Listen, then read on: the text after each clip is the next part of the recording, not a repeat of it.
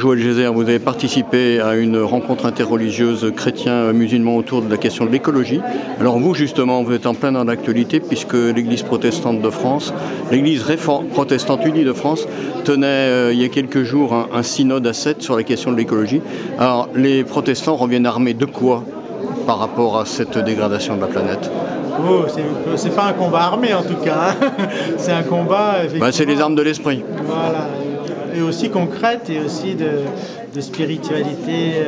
Voilà, non, mais c'est effectivement, je pense qu'il y a urgence à se mobiliser tous. Voilà, et c'était intéressant ce soir de partager aussi, de voir si dans le monde musulman,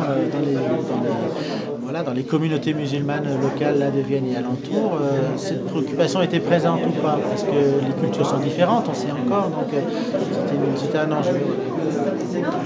Pour les protestants, vous avez insisté à la fois sur la dimension individuelle, de faire changer les choses, de se convertir, et puis aussi sur la dimension collective. Oui, bien sûr, oui. Le soupçon d'individualisme protestant peut-être demeure, mais je pense que le souci des institutions, il est présent aussi dans notre Église, et je pense qu'il faut au contraire, aujourd'hui, toutes les institutions sont fragilisées, et donc je pense qu'il faut les soutenir dans leur combat pour aussi poser des choses, parce qu'il faut poser des normes, il faut jouer à contraindre les puissants sur ces questions-là. Les protestants étaient un peu pionniers en matière d'église verte. Qu'est-ce qu'on met derrière ce concept, cette idée ?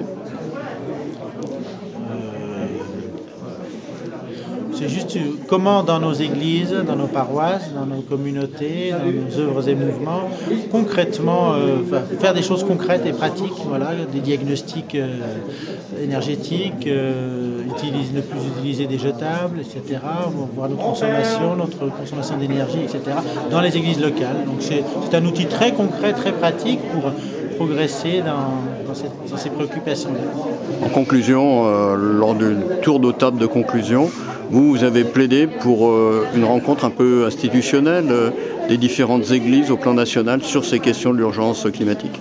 Je pense qu'aujourd'hui, de toute façon, non, les religions sont peu entendues quand même, mais je pense qu'elles ont leur place à tenir et donc nous doivent le faire ensemble, c'est sûr.